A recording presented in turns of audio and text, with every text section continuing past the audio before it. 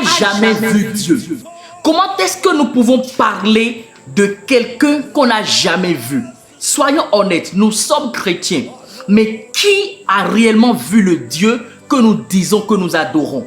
Et comment nous pouvons réellement avoir une relation avec ce Dieu-là si personne ne l'a vu? Je voudrais aujourd'hui partager avec vous un élément très important qui va vous aider dans votre marche avec Jésus. Nous sommes dans le podcast Les premiers pas avec Jésus et aujourd'hui nous voulons parler de l'Esprit Saint et ce n'est que la toute première partie. L'Esprit de Dieu, c'est le Dieu qui est avec nous actuellement sur la terre. La dernière fois, je vous avais expliqué la notion de la Trinité. Je vous avais expliqué qu'il y avait Dieu le Père, Dieu le Fils et Dieu le Saint-Esprit. J'ai pris le temps de vous expliquer que c'est un peu comme l'eau. L'eau, sa formule chimique, c'est H2O, mais nous avons trois variations de l'eau. On a la glace, on a l'eau liquide et on a la vapeur. C'est de la même manière qu'on a Dieu le Père, exemple de la glace, Dieu le Fils, exemple de l'eau liquide et Dieu vapeur, exemple de l'eau gazeuse. Donc, tous sont Dieu, mais la manifestation est différente. Dieu le Père n'est pas Dieu le Fils n'est pas Dieu le Saint-Esprit, mais tous sont Dieu. Alors, l'Esprit Saint est le Dieu qui est avec nous sur cette terre. La Bible a dit dans le livre de Jean 14, Jésus a dit qu'il va prier le Père et le Père va envoyer l'Esprit Saint, l'Esprit de vérité qui va demeurer avec nous éternellement. Cela veut dire que l'Esprit Saint est actuellement avec nous. Là où tu es actuellement et tu m'entends, l'Esprit de Dieu est déjà en toi. Alors, pour ceux qui se demandent, mais comment est-ce que l'Esprit de Dieu entre en toi? C'est très simple. Le jour où tu donnes ta vie à Jésus, l'Esprit de Dieu vient habiter en toi. C'est pour ça que la Bible dit que ton corps est le temple du Saint-Esprit, parce qu'il siège en toi. Donc, si l'Esprit Saint est en toi, c'est que Dieu est en toi. Attention, l'Esprit Saint est totalement Dieu.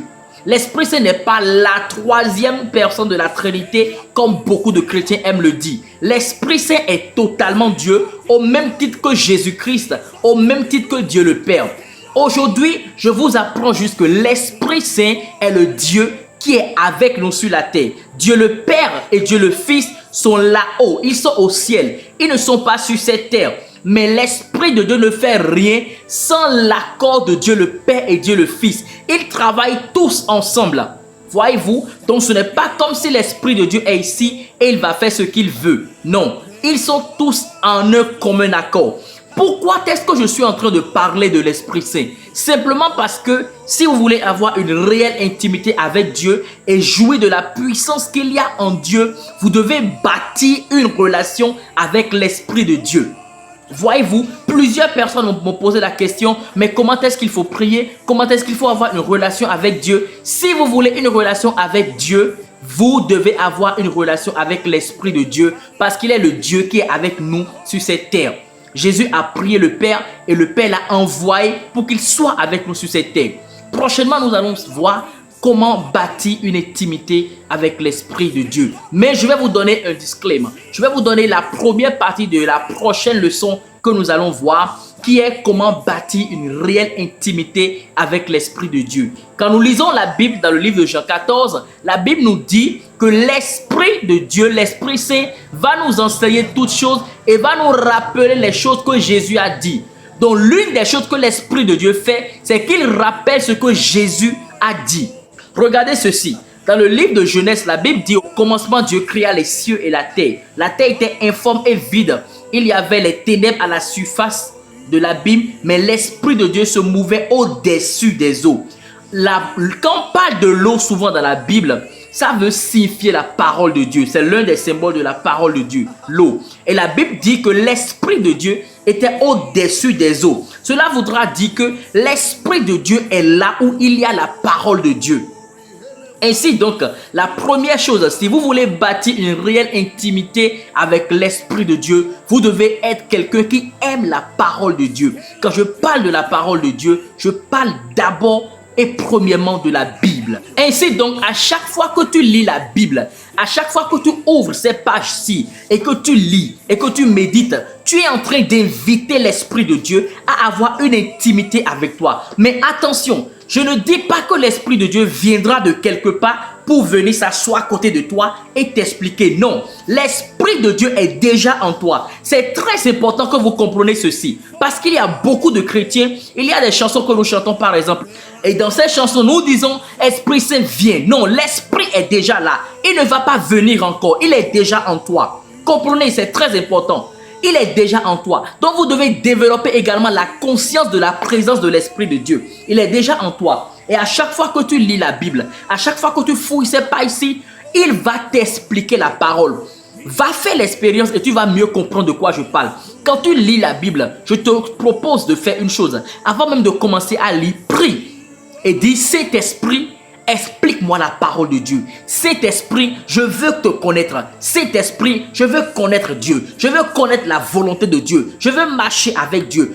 Parle-moi. Quand tu vas faire cette prière et que tu vas commencer à ouvrir la Bible, l'Esprit de Dieu va commencer à t'expliquer des mystères. Il va commencer à t'expliquer des choses. De telle manière que même quand tu vas fermer cette Bible-ci, il va continuer à te parler. Il va trouver des moyens pour pouvoir communiquer avec toi. Et tu sauras que ceci que tu es en train de ressentir, ça ne vient pas de ta tête, mais ça vient de l'Esprit de Dieu. Je te fais un résumé pour que tu comprennes exactement de quoi nous avons parlé aujourd'hui. On a parlé de l'Esprit de Dieu.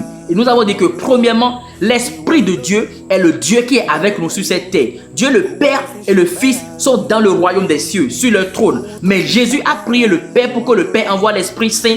Et l'Esprit Saint est venu et il habite dans les chrétiens. Il est omniscient, il est omniprésent, il est omnipotent. C'est-à-dire qu'il est totalement Dieu au même titre que Dieu le Père, Dieu le Fils. Et il habite en toi. La Bible dit que tu es le temple du Saint-Esprit. Donc quand tu donnes ta vie à Jésus, l'Esprit entre en toi et il ne te quitte plus. Maintenant, comment bâtir une relation avec Dieu? C'est au travers de l'Esprit de Dieu. Et la première chose que je t'ai appris, c'est qu'il faut que tu médites la Bible, que tu lises la parole de Dieu. Parce que là où la parole de Dieu est, là est l'Esprit de Dieu. Et tu dois comprendre que l'Esprit ne va pas quitter quelque part pour venir t'expliquer la parole, mais il est déjà en toi. Pendant que tu lis, il peut te parler. Ça peut être comme des ressentis. Tu peux sentir des choses. Parfois, il peut même te parler audiblement. Tu vas littéralement entendre comme quelqu'un qui est en train de te parler.